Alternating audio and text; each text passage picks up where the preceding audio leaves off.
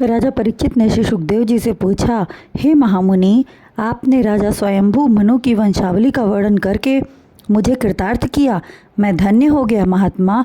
अब आप मुझ पर कृपा करके श्री हरि नारायण की लीलाओं का वर्णन करें तथा जिस मनवंतर में जो अवतार धारण किया उसका हाल वर्णन करें।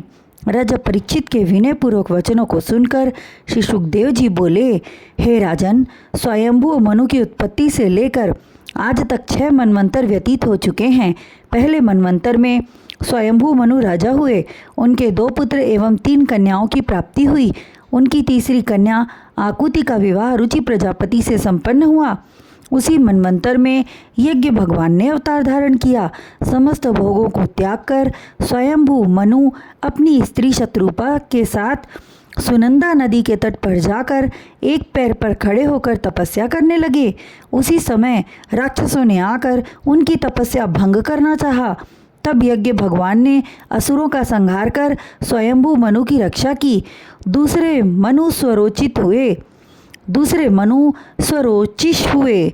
मनु के पुत्र रोचन नाम के इंद्र और सुरेशण, रोचिष्मान एवं गुमान आदि देवता हुए तथा अर्ज स्तंभ आदि सप्तर्षि हुए। वेदशिरा ऋषि की पत्नी तुषिता के गर्भ से भगवान विभु के रूप में श्री नारायण ने अवतार लिया और स्वयं ब्रह्मचारी रहकर 88,000 ऋषियों को ज्ञान देकर धन्य किया।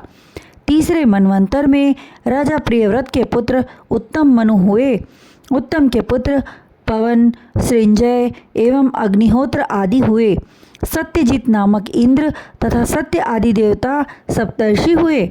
भगवान श्री नारायण ने उस समय धर्म की स्त्री सुनीता के गर्भ से सत्यसेन के रूप में अवतार लेकर पापियों का नाश किया और धर्म एवं सत्य की स्थापना की। उत्तम के भाई तामस चौथे मनु थे। उनके 10 पुत्र हुए।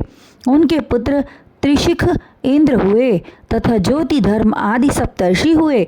उस मनवंतर में हरि मेधा ऋषि के यहाँ भगवान श्री नारायण ने हरि नाम से अवतार लिया और ग्रह से गजेंद्र की रक्षा की। तब राजा परीक्षित बोले, हे महात्मन, भगवान हरि ने किस प्रकार ग्रह से गजेंद्र की रक्षा की, कृपा करके वह कथा सुनाइए।